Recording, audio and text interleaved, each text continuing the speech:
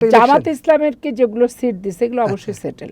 তার জামাত ইসলাম কি কোনো সিটি পাবে না এরকম একটা দল? জামাত 10-12টা পেত। আচ্ছা, তার মানে বাকিগুলো কি সেটেল করা? বাকি সেটেল করে দিচ্ছে।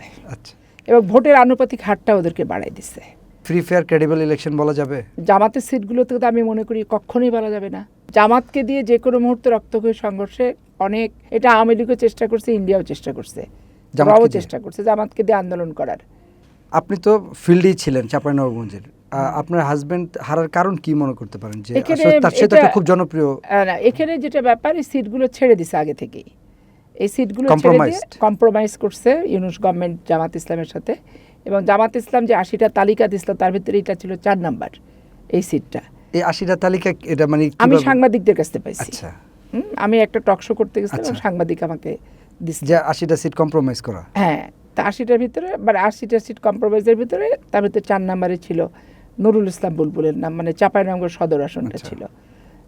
আর এইটা 1.5 বছর যেদিন থেকে ডক্টর ইউনূস ক্ষমতায় আসছে ওখান থেকে প্রশাসনিক সেট আপ টোটালটাই জামাত ইসলামের। তাহলে কি বলা চলে যে এটা একটা আপনার সেটেল করা একটা জামাত ইসলামের কে যেগুলো সিট দিছে এগুলো অবশ্যই সেটেলড।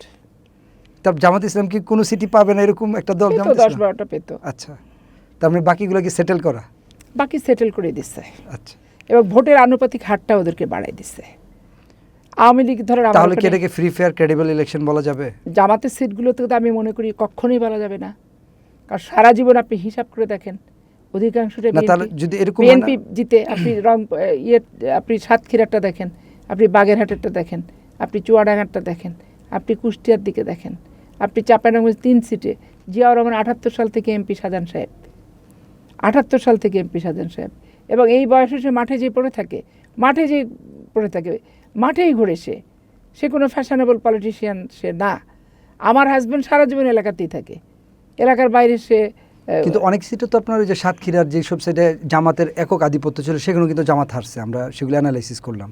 তো সেগুলো জামাতের একক আধিপত্যের কারণে সাতক্ষীরা কোথায় জামাত হারছে? সাতক্ষীরা একটা বা 2টা আসন সম্ভবত সাতক্ষীরা এক্স্যাক্টলি আমার মনে নেই মুহূর্তে, 1 বা 2 এরকম একটা আসন।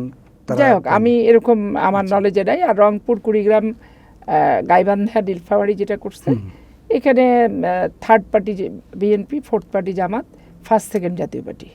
আন্দোলন সংগ্রাম দিয়ে আপনাকে সবাই চেনা, তো সেক্ষেত্রে কি আমরা একটা সামারি টানতে পারি এরকম যে এই জামাত এবং বিএনপি আস্তে আস্তে সংঘর্ষ জড়াবে, রক্তক্ষয়ী সংঘর্ষ রূপ নেবে, পুনরায় আবার আওয়ামী লীগ সেখানে আসবে এবং আবার আওয়ামী লীগ এসে 2 জনকে প্যাদানি দিবে, এরকম একটা সিচুয়েশন কি আস্তে আস্তে যাচ্ছে? এইটা আপনি শিরোনামও করতে পারেন না। এই সিচুয়েশন করা যাবে না এই কারণে যে আওয়ামী লীগের তো কিছু দোষও আছে শেখ হাসিনা নিজেকে ছাড়া আর প্রধানমন্ত্রীর পোস্ট ছাড়া ও কি সংগঠনের কথা ভাবছে? ও বাংলাদেশে 15 বছর যে অবৈধভাবে ছিল, আওয়ামী লীগের কোনো নেতার উপলব্ধির ভিতরে আমি তো কোথাও কোনো প্রতিক্রিয়া দেখতে পাই নাই। আপনি সমরে যাই বলেন, আর ওই মোফাজ্জল হোসেন চৌধুরী মায়াই বলেন, আর ওই আপনার ওবায়দুল কাদেরই বলেন, কিংবা ওই আজম নানক, যারা তাদের কারোর ভিতরে আমি কোনো উপলব্ধির চিহ্ন মাত্র আমি দেখিনি। এখনও তাদের ভঙ্গিমা তারা বাংলাদেশের প্রধানমন্ত্রী এবং তারা বাংলাদেশের রাষ্ট্রীয় ক্ষমতা আছে। তো এই বাস্তবতা যদি আওয়ামী লীগের ভিতর থাকে তাহলে আওয়ামী লীগ এইভাবে বাংলাদেশে ঢুকতে পারবে না, আসতেও পারবে না। এখানে তৃণমূলের যদি বিএনপি এবং জামাতের মধ্যে একটা সংঘর্ষ, রক্তক্ষয়ী সংঘর্ষের পরিস্থিতির দিকে যায় তখন তো সেটা অটোমেটিক। দেখেন, জামাতকে দিয়ে যে কোনো মুহূর্তে রক্তক্ষয়ী সংঘর্ষে অনেক, আমার নিজস্ব ব্যক্তিগত ধারণা আমি বলি, এটা আওয়ামী লীগও চেষ্টা করছে, ইন্ডিয়াও চেষ্টা করছে, রাও চেষ্টা করছে জামাতকে দিয়ে আন্দোলন করার।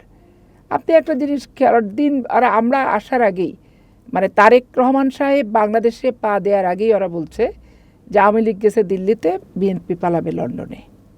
একদল খেয়ে গেছে আর একদল খাইতে আসতেছে। এই যে আগাম ভবিষ্যৎবাণীগুলি আপনি আমাকে বুঝায় বলেন, আগাম এগুলো কিসের বার্তা দেয়? মানে ওদের ভিতরে, মনের ভিতরে যেটা আছে সেটারই তো বহিঃপ্রকাশ ওরা ঘটাচ্ছে। এবং আপনি কি মনে করেন যে ভারতে যে জামাত ইসলামের নেতারা গেল, ভারতের সরকারের সাথে তাদের কোনো কথাবার্তা হয় নাই? কথাবার্তা তো হয়েছে, সেটা পরে তো আপনি দেখলেন যে ফাঁস করে দেওয়ার পর আপনার সেটা নিয়ে তখন বললো যে আমাদের চুপ থাকতে বলেছে, এই জন্য আমরা চুপ ছিলাম। মানে ভারতের রাষ্ট্রদূত যে জামাতে আমির সাথে দেখা করছে ওইটার কথা বলতেছিলেন? ওইটা ছাড়াও ভারতে ওরা গেছে না, যে দেখা সাক্ষাৎ কথাবার্তা হয়েছে না, গোলাম পরোয়ার সাহেবরা কি যায়নি, গেছে তো সেটা তো আপনার পরে বললো যে আমাদের চুপ থাকতে বলেছে, যে আমরা প্রতিক্রিয়া ব্যক্ত করিনি।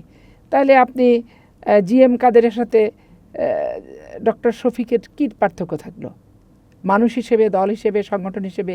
তাহলে পাপিয়া আপা, আমি যেটা আশঙ্কা করতেছি আপনার কথায়, তাহলে ভবিষ্যতে তো জামাত এবং আওয়ামী লীগ সম্মিলিতভাবে বিএনপির বিরুদ্ধে আন্দোলন নামবে, আমরা যা বুঝতেছি।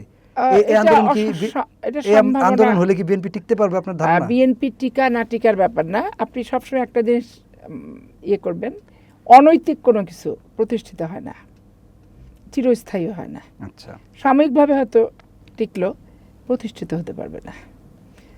জামাত ইসলামের সাথে আওয়ামী লীগের দীর্ঘদিনের অনৈতিক সম্পর্ক না, 15 বছরের বলেন, এই গুপ্ত সুপ্ত সব কিছু মিলেমিশে, কিন্তু আলটিমেটলি জামাতকে তো আওয়ামী লীগের খপ্পর থেকে কিছুটা লোককে বের করে আনতে হয়েছে।